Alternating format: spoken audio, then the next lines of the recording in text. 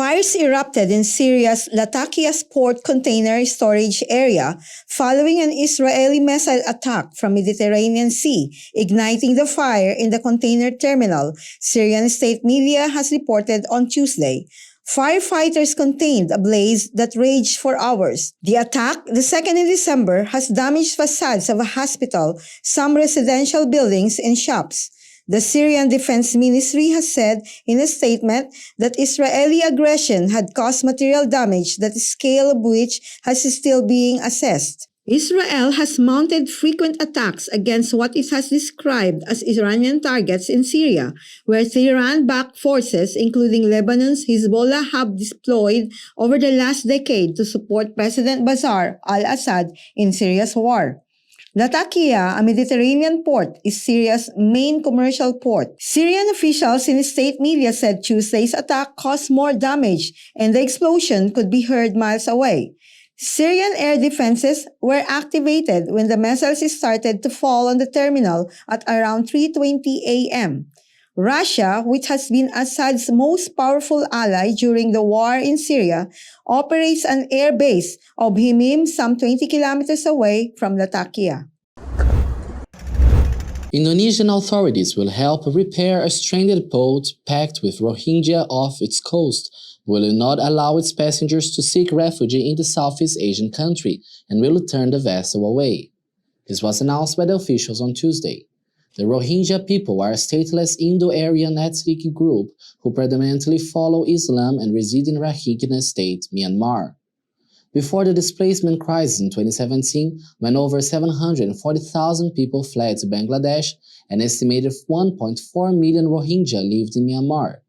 Fishermen first spotted a skiff on Sunday adrift off the coast of Biroen, a district on the western islands of Sumatra, with around 120 men, women, and children on board. A local fishing community leader says that the refugees had been at the sea for 28 days and some of them had fallen ill and one had died. Indonesia is not a signatory to the 1951 UN Convention of Refugees and is predominantly seen as a transit country for those seeking asylum to a third country. Rohingya Muslim refugees from Myanmar have for years sailed to countries such as Malaysia, Thailand, and Indonesia between November and April when the seas are calm.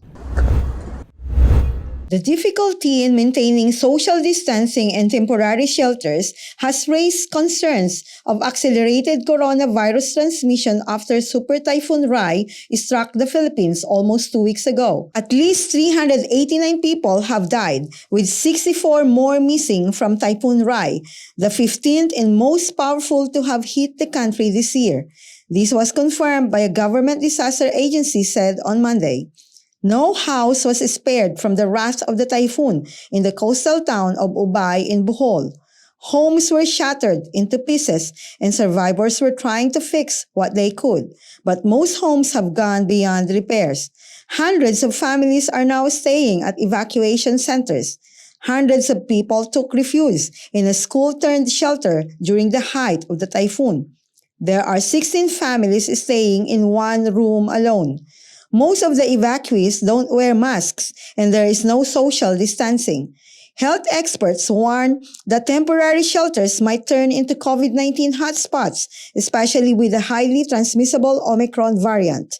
There was a report from a local health support officer that in one northern municipality, there have been evacuees who have coughs and colds in skin diseases.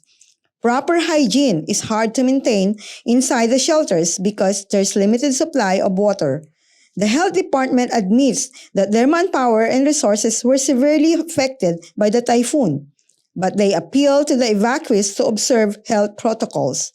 Under this state of destruction, worrying about the COVID-19 pandemic is far from the residents' minds right now. They say they are more worried about how to survive day by day. With no food and water, they are more afraid of their families starving than getting infected by the coronavirus. They have received a few kilos of rice and canned food, but it's not enough to survive. Only 40% of the population in Bohol has been fully vaccinated. The local health department says that the vaccination rate would help blunt the spread of the coronavirus.